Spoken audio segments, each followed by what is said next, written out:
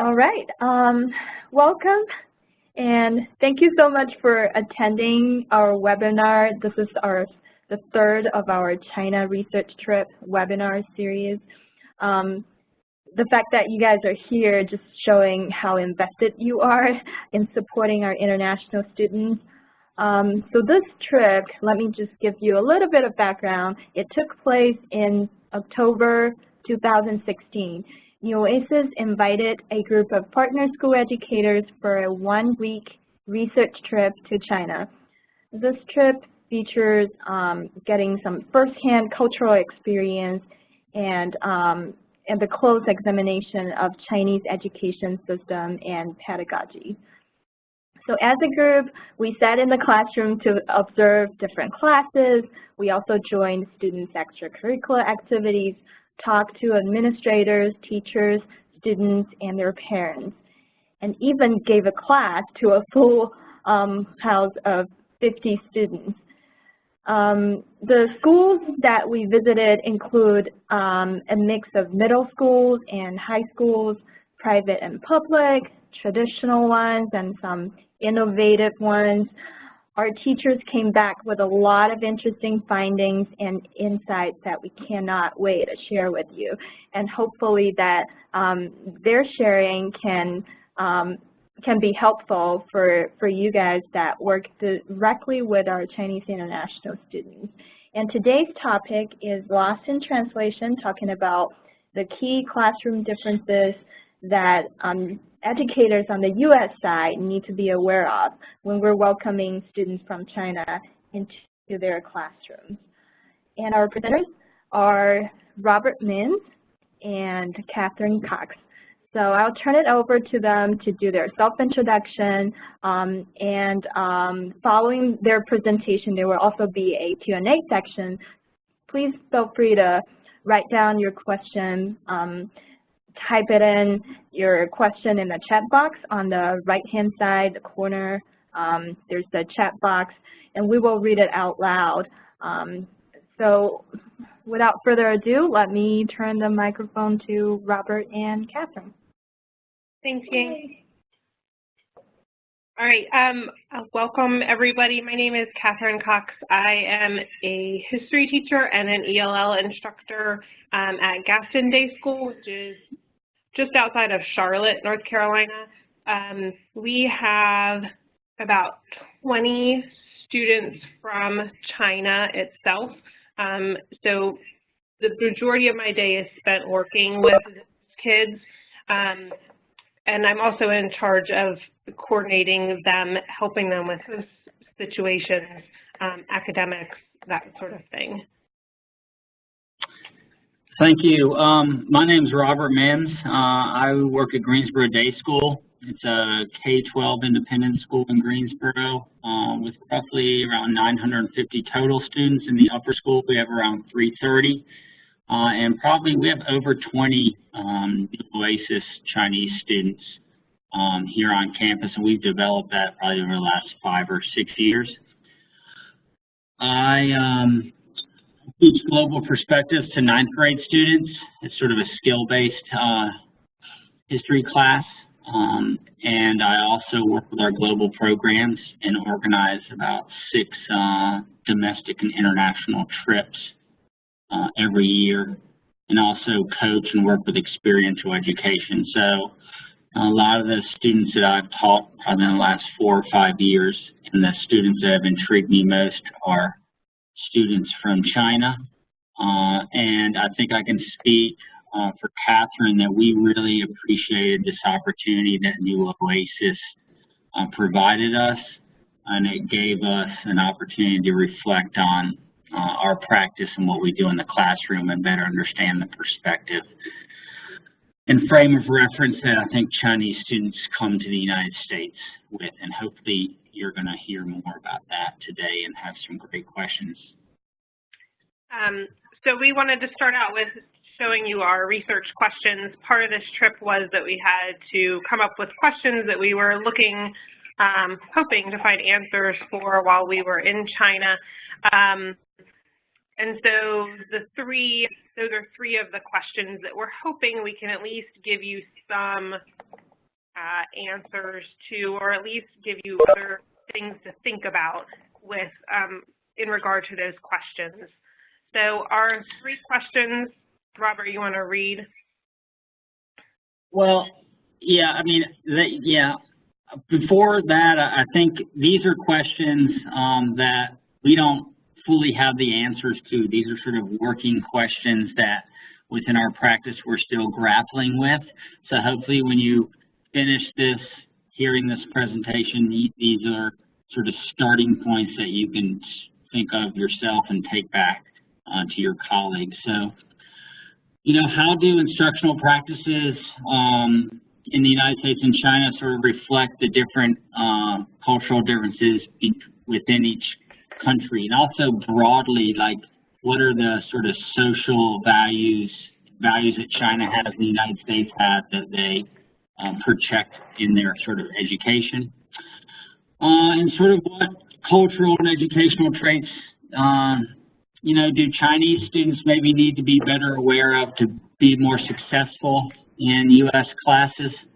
And what are some techniques that maybe American teachers can do to better reach Chinese students? You want to do the last one, Catherine? And then lastly, collaboration is a big push at our school in particular. So what kind of collaboration do we see in Chinese schools, and how does that differ from our classrooms at home? Since that's something that I know Robert and I have talked about, we see sometimes being a point of challenge for our international kids. Also, just as a preface, you know, the information that I think that we have thought of and put on these slides, you know, is really representative of the, you know, I think 9-10 days that we were there. So, you know, we are, you know, we have a limited experience of just being in China in a short time and seeing a small amount of schools. So this is really just sort of our perspective and what we saw. And we just wanted to share that with you all. Okay, so one of the questions that's brought up a lot is, where are all these kids coming from? Chinese students haven't always been the #1 demographic of international students. So there's been a lot of change in China economically for the middle class in particular. So this Western style education is seen more of a status symbol. If you can send your child overseas for middle or high school or both, it really does show that economic status that the middle class hasn't necessarily had prior to the new economic growth that China's seen in the last 20 years, 15, 20 years. Another thing is a lot of parents are starting to value a liberal arts education. The Gaokao exam is the sole decision maker for students going to college in China, whereas in the U.S. and in Europe, there's more of a broad picture of the child that's taken, and then you're given options for college, whereas in China, the Gaokao is it. So for a lot of families, they see their child thriving in the arts or in music, or maybe they just are not good test takers, and so they know that their child is smart or creative, but that the Gaokao is not going to paint them in the best light. So the U.S. education system allows them to escape that examination. There's also more of a push within some families of this whole child education, sports, arts, just the idea that there is life beyond a school building, that their child should be more well-rounded than just in black and white print that's in their text.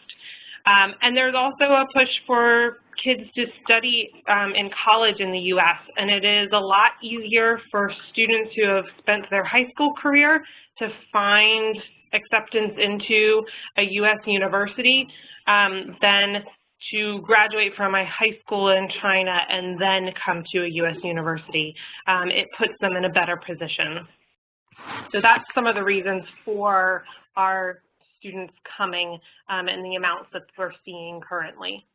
I think also, if I could add, the economic explosion that we hear in China, when you go there and see it, I was just reading an article yesterday where the wealth generated just in Shanghai alone now is more than what the wealth in all of China was in 1990. Sort of globalization, GM selling more cars in China now than the United States. I mean, seeing the sheer consumption of consumer goods, and I think Chinese parents understanding that the global marketplace lends itself to educating students beyond domestic borders. Lastly, I think with number 5, also there's just so many different colleges here in the United States that students can learn about with all these types of independent schools that have pretty established college guidance programs that give those students more opportunity to select and know about different schools that they would not know about by just going to even elite schools in China. So I think that's the push. So while we were in China, we got the opportunity to meet with 2 parents who were thinking of sending their child abroad for school. And the parents had elementary age kids, so they weren't there yet, but they were already starting that conversation. And I think this was a huge turning point in my understanding of why parents are sending and what concerns they have in the entirety of the trip, at least for me. So, Robert, I'm going to let you take this start. Okay. Yeah, I mean, I can also speak. I forgot to say that I am a new Oasis host parent, and we're on our second. She's a 10th grade. She's a 10th grade student now. But one of the concerns that my wife and I take away, or not concerns, what we want more is we wish we had more access to the parents to really, I know there's a linguistic barrier usually, but I just want to know, like, my host daughter's parents, like, what are they thinking and why did they make this choice? So as Catherine said, the opportunity to listen to parents and really, get a sense of the emotional tie that they as parents have and the difficulty they make in sending kids. So one of the things I found was really interesting is, especially for number 2, I mean, the perception of the news media of violent acts, access to guns in this country really can really transform and change where students even apply to colleges. So I remember a couple years ago, the University of Virginia had a case about sexual assault and violence, and my host daughter's father didn't want, our previous daughter to even go there. She got accepted to Virginia, but she didn't go just because of that one instance. So, it's sort of the fear of the unknown and what is sort of read in the media. So, just questions like, hey, are people really treated equally under the law? I mean, even having conversations with students at our school, hey, are African American students actually equal under the law? And those are Chinese kids that are here in the United States that see that. So imagine parents who may not understand English that live in China, the sort of notion of, is my son or daughter's safety? Are they going to be okay? Also, I think, that sort of as China moves more into modernity, this notion of, hey, our Chinese cultural values of, respect for elders and, conformity and harmony and sort of the unity for the Chinese state, are those going to be compromised by my son or daughter coming to the United States? So I think that's a real struggle. And the notion of, I always think as a parent, these are 14, 15, 16, 17-year-old students who are away from their parents, and you know, is it really worth it? Do they really want to do this? Is this a choice that, you know, parents have made, or is it a willing choice that the students have made? So I'm always mindful of that, the students that I teach, to think, hey, forget that, hey, they're 15 and 16 years old. What would that be like if I were 15 and 16 years old being, you know, in a whole other country? So I think that's something to take, always be sensitive to maybe the social, emotional part that they may not be used to teachers caring about. We've already touched on this, but the GACAO exam is the focus of high school. So middle school goes through 9th grade, which we have a lot of students that come in as 10th graders because of that. But the GACAO is the focus for what we would consider their senior year. They're done with their academics by the 11th grade, and then their senior year is prep for that exam. This picture kind of sums it all up for me, of this little baby that has 6,933 days until the GACAO. You know, if that's the only way to get into college, there's so much pressure put on the kids to succeed in that high rate or high stakes testing, that, you know, it's their sole purpose is to be successful, and that rank is so important to middle schools and to high schools that their graduates are successful on that test. So everything is focused to that. They rank their middle and high schools within the province. They rank within the classes based on how you do on your tests. So high stakes testing is such a huge focus that it kind of leads into this plagiarism. For U.S. students, we start talking about plagiarism when they're tiny, and, you know, having it be your work. But in a society that focuses so much on the right answer and getting the right answer, it doesn't matter necessarily where you got it from as long as you have that right answer. So plagiarism isn't viewed in the same way. It's the right answer, so that's why they should have that on their paper or in their test or whatever it might be that they're turning in for an assignment. It's right or it's wrong. So plagiarism is not looked at. So that would be something I would suggest that you really work with your students, is the importance of their opinion, and that there is a right and wrong answer, but there's also a whole lot of gray in the mix. So that's something that we really need to focus on, how to cite information and the importance that we put on individuality in the United States and on their opinion, to kind of break that tradition of it's right or it's wrong and that's it. Yeah, I agree. We have like probably most independent schools, we have it's a student-driven honor code. I will not lie, cheat, or steal, or accept the actions of those who do. And to echo what Catherine was saying, you know, really, these kids, we have like a lot of reformative conferences, frankly, with Chinese students to really help them understand that, and that sort of cultural approach of, you know, it's not just the destination, it's sort of the journey, how you got there. And just, again, recognizing that sometimes not just plagiarism of not citing, but as you all may have at your school, there's a lot of grouping, you know, de facto sort of segregation of hanging out in the library or in the cafeteria together, and that sort of notion of everyone having their work out and what type of, you know, complicated situations could arise if everyone's sort of doing the same work for a class, and you know, how can they do the work and do it independently. So that's I think one big thing of understanding that.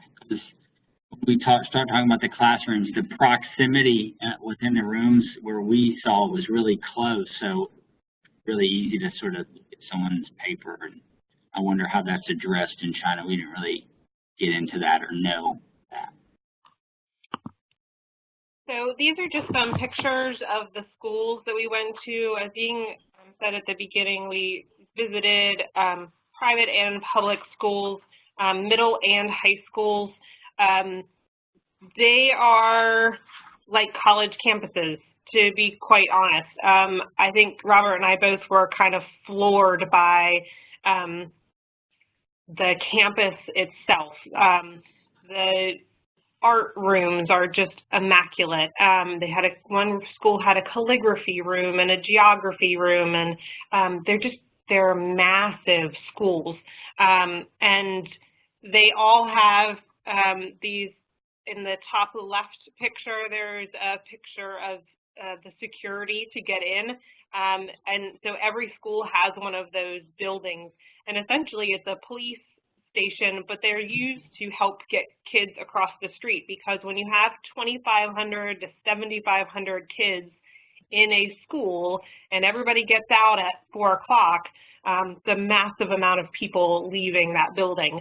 So the schools were beautiful, huge, but they reminded me a lot of small liberal arts campuses that we have in the U.S.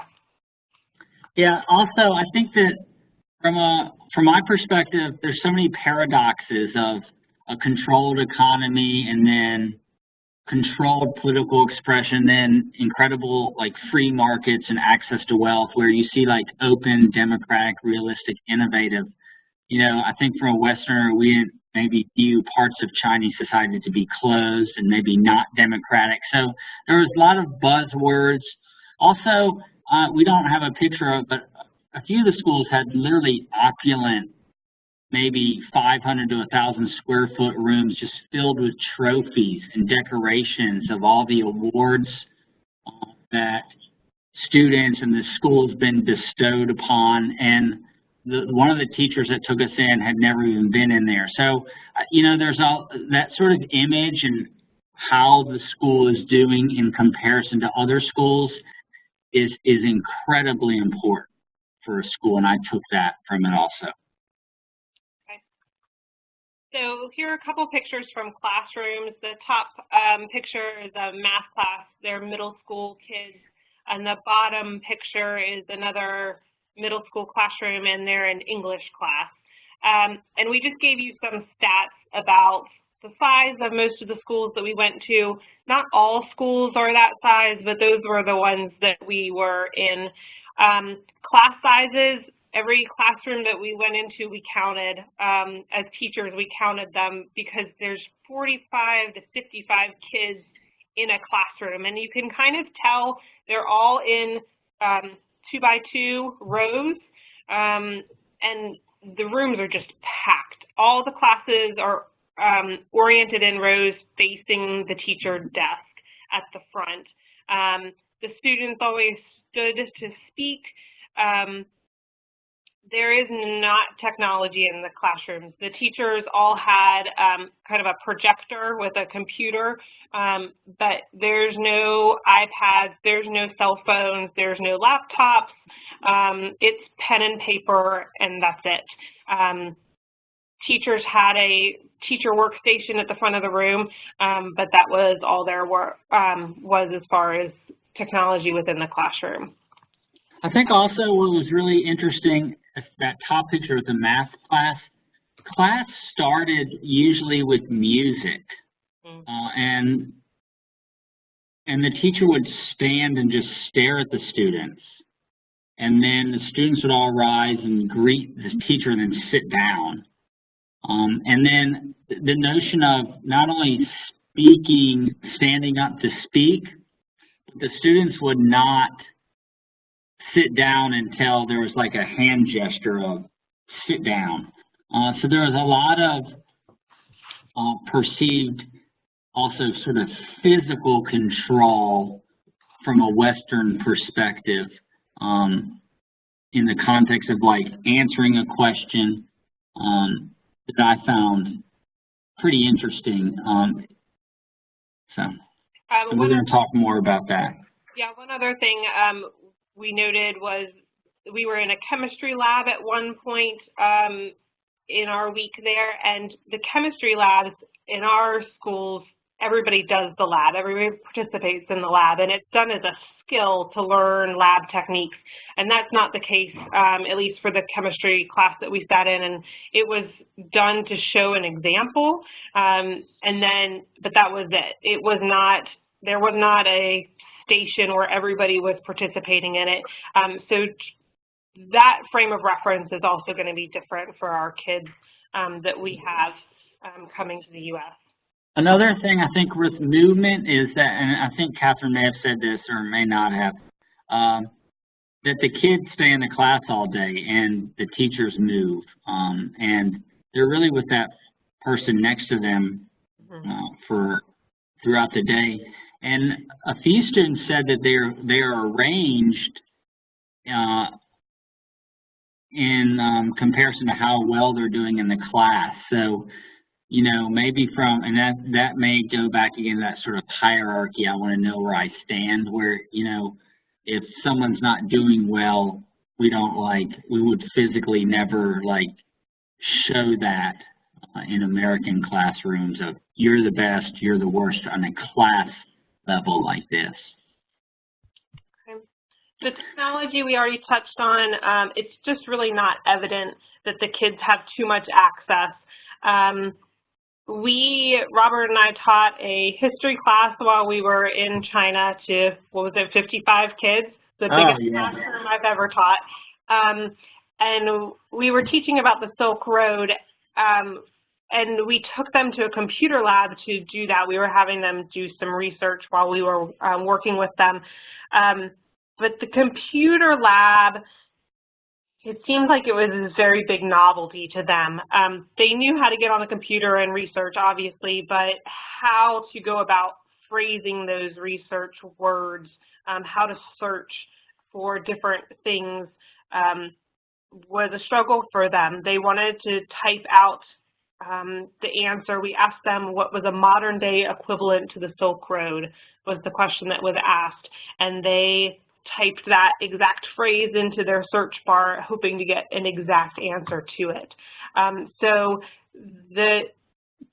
teaching them how to use a search engine and to think more critically. I know that's very much a buzzword, and we'll get into that with what they think that means in a minute, but that is something that I would spend some time with, especially your new kids, how to search for things on the internet, that there are good websites and there are bad websites, and there is correct information and incorrect information that is perpetuated on the internet,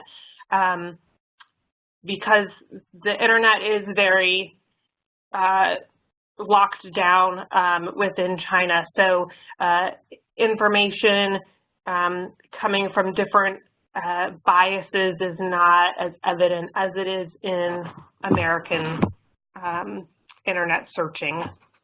Yeah, I think, you know, we put Google Apps for Education because we're probably using that as a tool in some capacity in our classes. And I think even if all the schools had access to incredible technology, the embracing of giving up some of that control of kids are going to have to be out on the internet searching for things isn't appreciated or valued yet in China. So it's not seen as an efficient mechanism yet to you know, access information. I can tell you we went during some lunch periods inside some libraries, and you could hear a pin drop. There may have been 80 kids in there, and they were all just sitting there reading. Like, it was quiet. Whereas, you know, Western kids, I think, it'd be time to be on the smartphones, laptops, and that's just not seen as a thing to do during school. we were at a boarding school, and we asked the kids if they had phones with them, and they said, no, they don't have phones with them. And I don't know whether that's true or not. It seemed to be that way. I didn't see any out. But we asked them how their parents got in touch with them, and they said, well, we talked to them on the weekends, or they would leave a message in the front office. So that difference of, you know, my American kids getting texts from their parents throughout the day versus, you know, our Chinese kids that are used to only getting messages at prescribed times was something that I found interesting. Yeah. Okay, so one of the other things we wanted to touch on is, this is a little note that was in my hotel bathroom, and at the very bottom it says, wish you enjoy your staying in our hotel. That's the English translation. And we've talked a lot as a group of teachers with things that are being lost in translation. A lot of the students that we saw were all taught by second language learners. There is a huge push for native English speakers to go teach in Chinese classes to teach English. But every school that we were in was taught by a second language learner. So there is a lot of linguistic nuances and cultural cues and just the use of articles that are passed on incorrectly to their students. So that's something that I'm sure all of you are dealing with, but it's a reality that they are learning English from, the majority of them, from non-native English speakers. So there is a lot of translations that are incorrect. Not for any fault of them, they probably learned it that way themselves.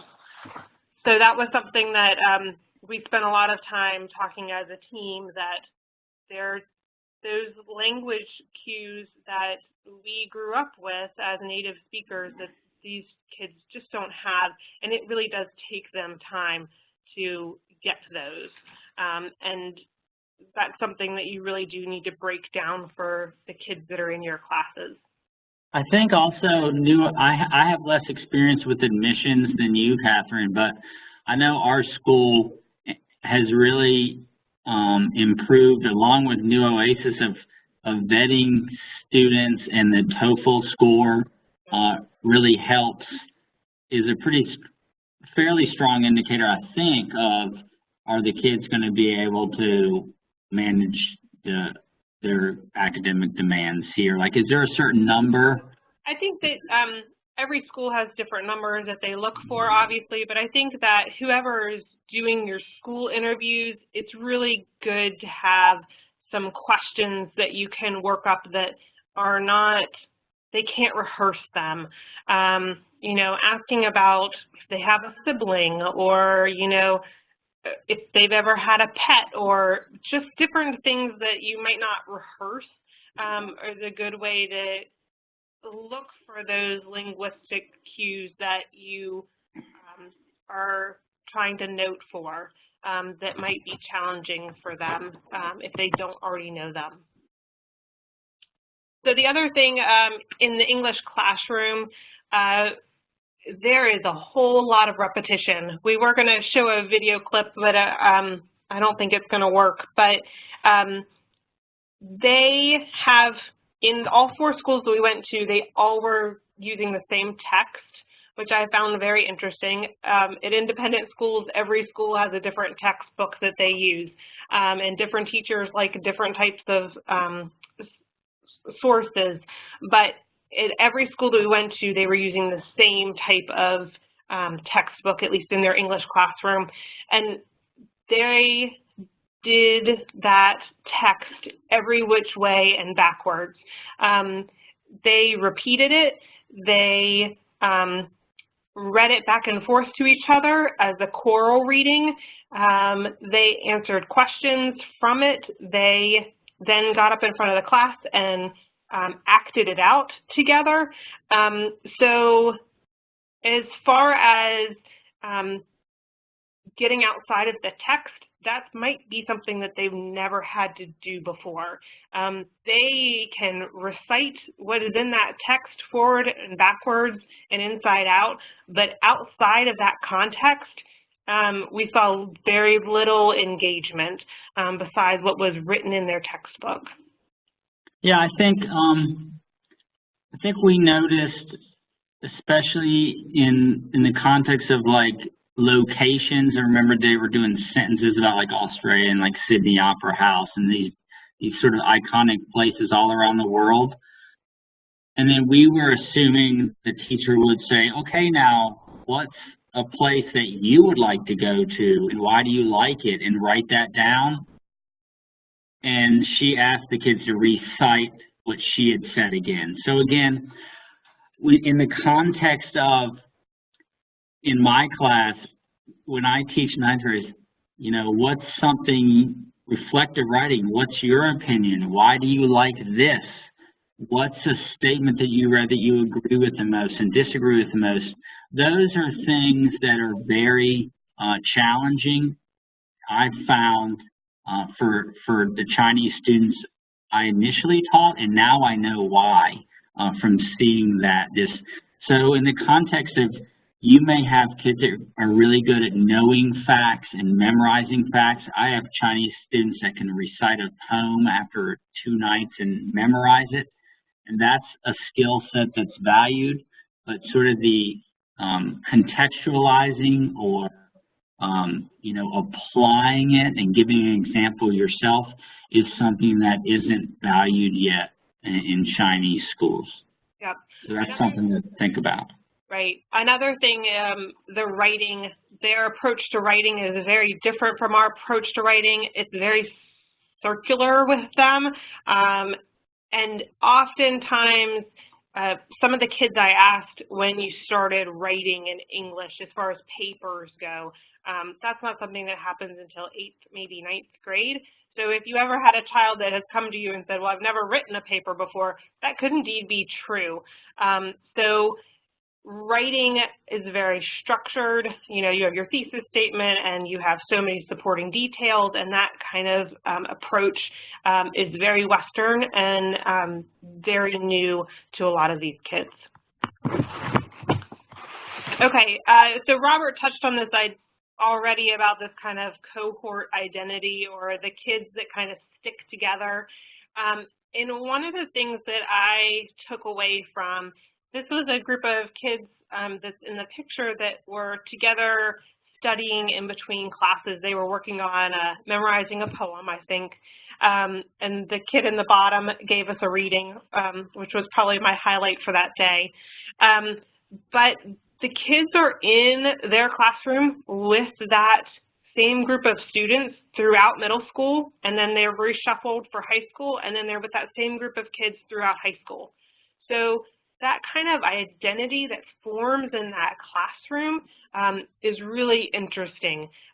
Teachers rotate classrooms, the kids don't. I think it's merely because when you have, 5,000 kids in a school, can you imagine ringing the bell and having them shift? I can't even fathom what that would look like.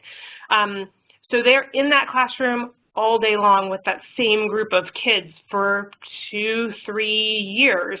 So that kind of cohort identity, I think, is what we see a lot with our Chinese students at our schools in the United States, where they kind of hold up together in the library at break or in between classes, or if they have a free period or a study hall period, they stick together because it's what they're comfortable with. They know that that mentality, and that's something that we saw again and again at every school we were at.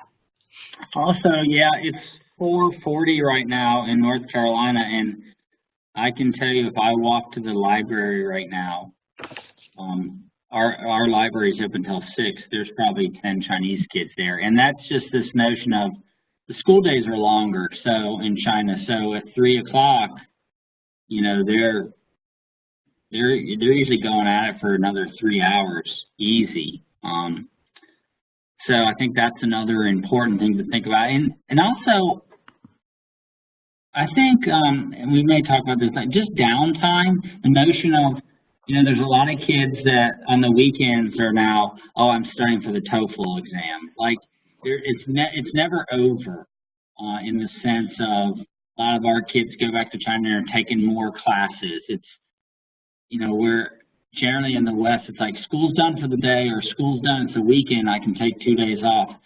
I've found that, you know, the Chinese kids, I mean, I've used the word, it's really like a business trip for them in the sense that, you know, excelling in the classroom and improving every day, even when they're done with their schoolwork, they're reading an SAT manual or TOEFL. It's just nonstop.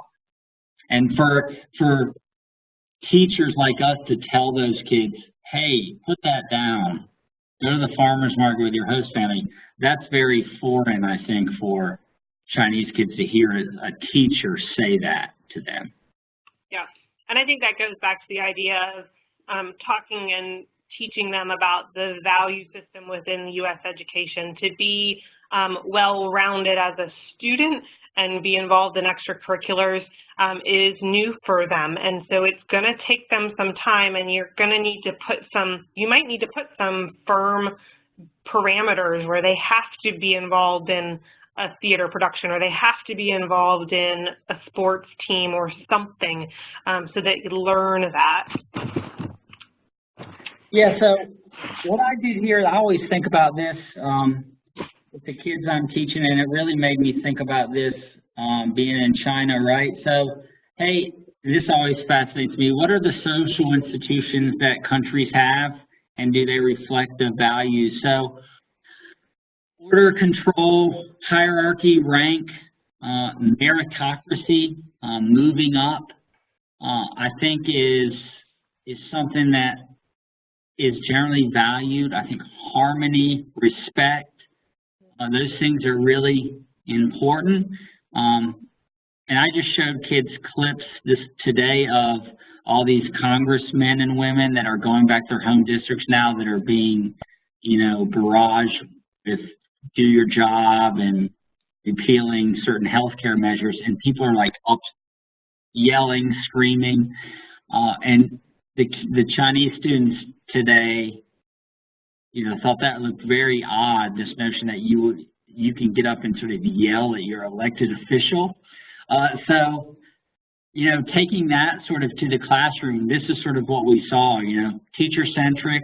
The teacher really holds all the knowledge, even just in the physical space of I'm at the front, listen to me. I think one teacher I remember was up on like a little step ladder to like look higher. You know, these summative tests, repetition. We saw a lot of softball questions, like, you know, rhetorical questions that we knew the kids knew the answer to. So a question and an answer. Just rituals of how you enter a room, how you ask questions. And the teacher had that control of like, I'm gonna ask anybody a question at any time, and it didn't seem like there was much concern with whether you were put on the spot or not. So I think those are all things that sort of lead to control in many ways of the message, and I sort of saw that as being reflected in sort of Chinese values. You know, and conversely, right, and we're seeing this, right, in our political system right now, sort of this notion of freedom, dissent, right, and collaboration, grappling with many right answers, or asking questions that have complex answers. So lots of things from, you know, having just, you know, for a Chinese student to come in your classroom and the seats are all in a circle is very odd, and that notion that they would have a seat as equal to a teacher in the context of having sort of an inquiry-based discussion. What are your thoughts? What are some ways that you could challenge your peers' perspective? Work, you know, having different assessments. And just sort of that balance, what I was saying of, we're playing the state semifinals in basketball at 4 o'clock in Charlotte, and probably a third of our upper school is leaving to go to a basketball game. And just the notion of how that looks to a Chinese student is, I think, hard to put in words until you actually see what goes on in China in the context of like extracurricular. So I think those are things to sort of think about in the context of how you deliver your message, your content, how you arrange your classes, and what types of things you do in the class and how they may be perceived by a Chinese student. I think that that's a good segue into kind of what we want to end with, which is that buzzword of critical thinking. Critical is not translated correctly often. We had the opportunity to speak to about, 60 or so students who are hoping to study in the U.S. at some point, whether that's for high school or college. And they had a Q&A session for us as teachers and for the students that were there. And so they kept asking us, well, what kinds of things do schools value? And critical thinking gets brought up, and it does not translate. Critical is just that. It's, looking down at or taking something apart, not as something that we value, that critical thinking piece that we look for, that looking beyond what is the right answer, what's the black and white text answer that would be on the gas house. So we had to give multiple different examples of what critical thinking is. And so that's something that Robert and I have talked about a lot, that you have to be able to show them what that critical thinking piece is, to really give them a firm understanding of what we're looking for. And it's good to be questioned, and it's good to ask questions of your peers and of your teachers to really get at thinking beyond what's just written in the text.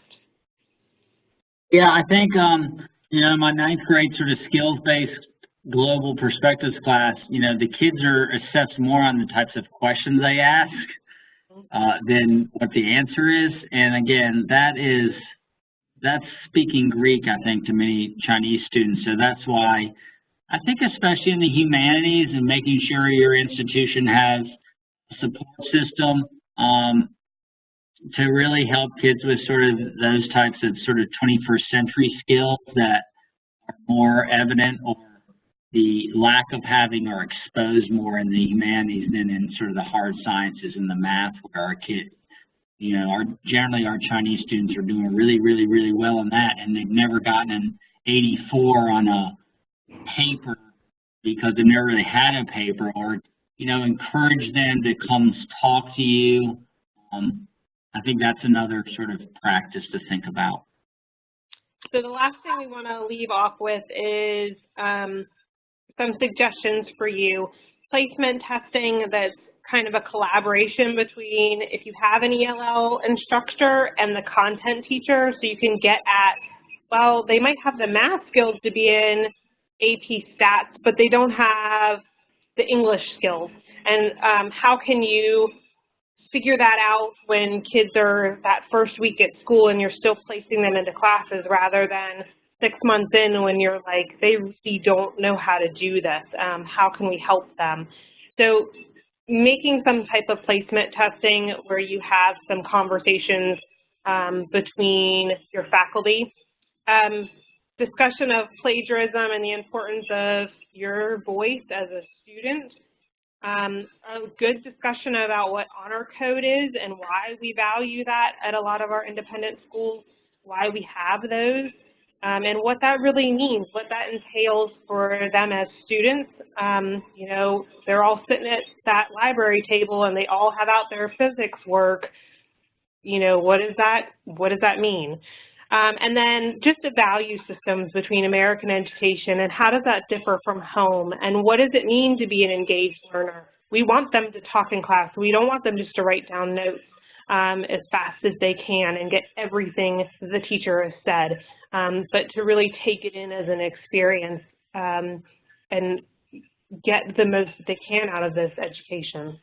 Yeah, and so that's really, we're a one-to-one laptop school, so, you know, I talk about emailing me or emailing the teacher like second nature. So to think about, I had a student tell me this year, I've never emailed a teacher, you know, and, you know, it's on our, you know, our Google platform. Like, that's how I get assignments and get, so things that we just sort of take for granted of in the context of communications with our students is something to really go over, and you think you assume, or you know, these are kids that have probably lots of material wealth and are wearing nice things, but they may not, they're not ready to really understand, like, engage means, hey, we may do Skype sessions, or we, you know, you're doing a Google document, and they're going to need more support in showing how to do that.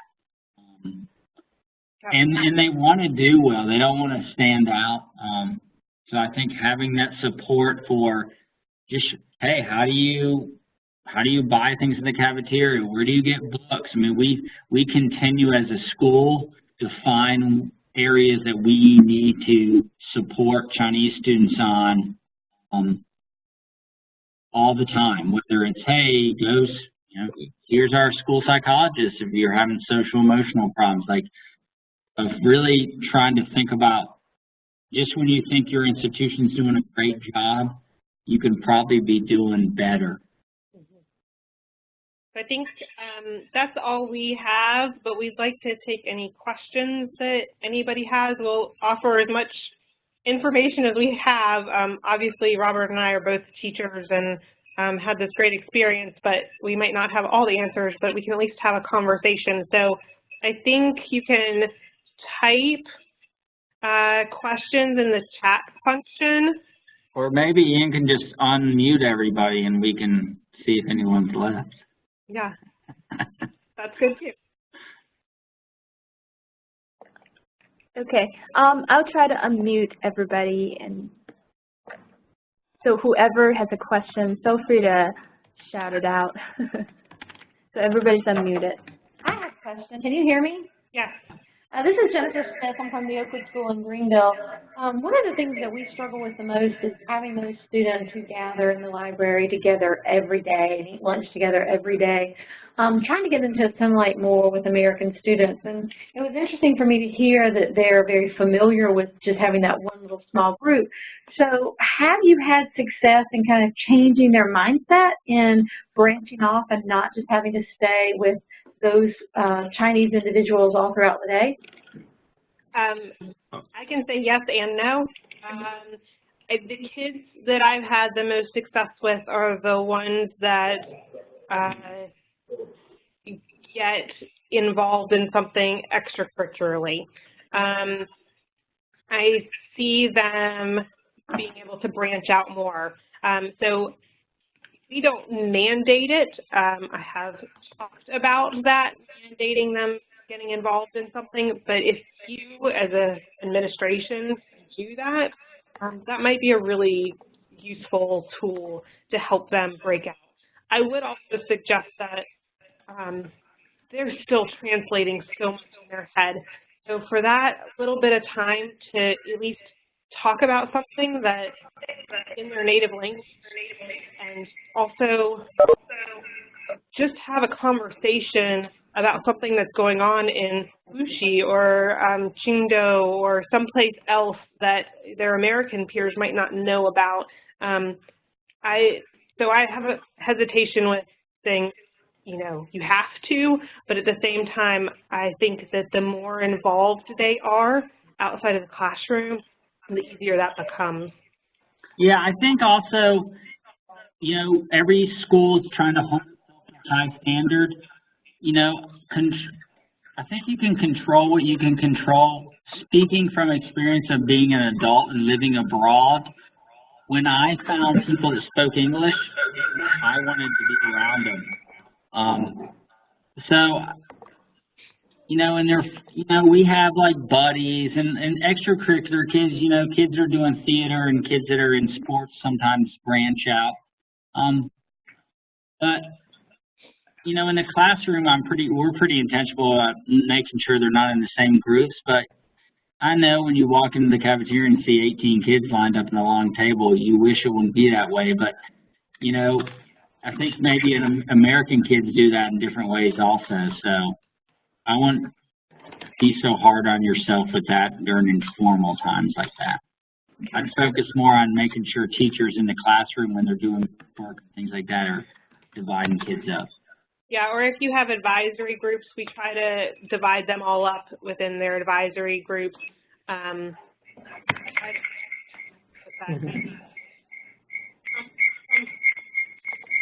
Talk and not have to translate, but see that. But I would encourage them to get out of there as much as possible. Thank you. Ellen, is this the slide that you needed? Yes? Okay. Oh, am I muted? Yes. Oh. Okay, thank you. I'm muted. Am I muted now? Okay, it was going red. It was going red. Going red. They're hearing all of that. I think that was really powerful for me. Literally, like, I do this every day. Like, read this. What sentence do you agree with most? What do you disagree with most?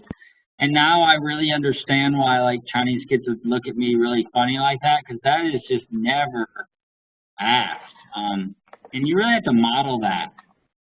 Like, I agreed with this because of this, and it's your answer, as long as you take ownership of it and can formulate reasons for it, it's okay.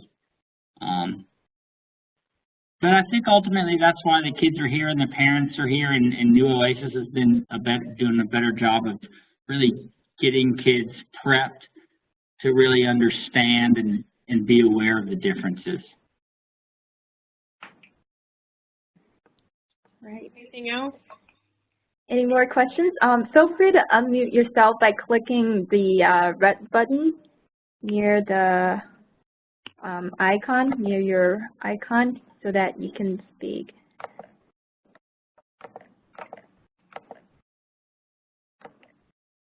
And I would also comment that I resonate a lot with your presentation, especially the title, Lost in Translation, because recalling the days first coming to the U.S. as an international student, this is exactly how I felt. Not just literally, like the linguistic nuances that you mentioned will be lost in translation, but also metaphorically, a lot of cultural differences or routines that I'm not familiar with. I think that your presentation did a wonderful, wonderful job by picking up those cultural, like subtle cultural differences that you observed, why Chinese students behave in a certain way. So that was really, really powerful to hear it from your perspective. Feel free also to type in your questions through the chat box if you have one. I have a question regarding plagiarism and academic integrity. That topic comes up a lot through our experience working with students, and it seems that it's not just a mindset difference. We can reinforce that over the time, but there's also a skill gap when it comes to citing in the right way, or also paraphrasing. Sometimes students just don't know how to paraphrase and speak in their own words. So I was wondering, from an ELL teacher perspective, is there any suggestion that you want to share? So I have spent a lot of time with this with our English department, and then across the 4 content areas in particular. But spend time with them the first week of school, just talking about the importance of their voice and what I want to hear about them, and a lot of writing of things that they can't look up, just to get them in that frame of mind. And then I have a really good PowerPoint that I've put together that shows them, visually shows them what plagiarism is. You know, somebody quotes something, different instances, how different teachers view things as being plagiarized. So I spend a lot of time those first couple weeks of school talking about it, and then as I know projects are starting to come in, whether they're history projects or we're writing a research paper in English or they're working on their biology research project, where we reintroduce it and we go over it again. So that first year we spend a lot of time talking about it in as many different content areas as I present it. And really it starts with the importance of them knowing that we want to hear their voice. So that's where I start, and then I use very explicit examples of how different things that they might perceive as, you know, just getting information off of a website could be viewed as driving, so that they don't get caught in that, and then reiterating it in all of their content areas as they're starting to write. Mm-hmm. Thank you. Okay, well, this is it. Thank you so much for your wonderful presentation, and thank you all for attending this webinar. We have another webinar coming up. The topic is about how does math translate. It's a summary of the similarities and differences of the classroom environment and the curriculum, specifically about math. And it's presented by Courtney Inskol. Courtney is the upper school math teacher at Providence Day. It's gonna be on March the 29th, 3:45 p.m. So stay tuned with us, and all the recordings of the webinars will be uploaded on the Oasis YouTube channel. So thank you again for this wonderful presentation and everyone for joining us for this webinar. Thanks, Ying, and thanks, New Oasis, for this experience again and opportunity. We really appreciate it. Thank you. Thank you.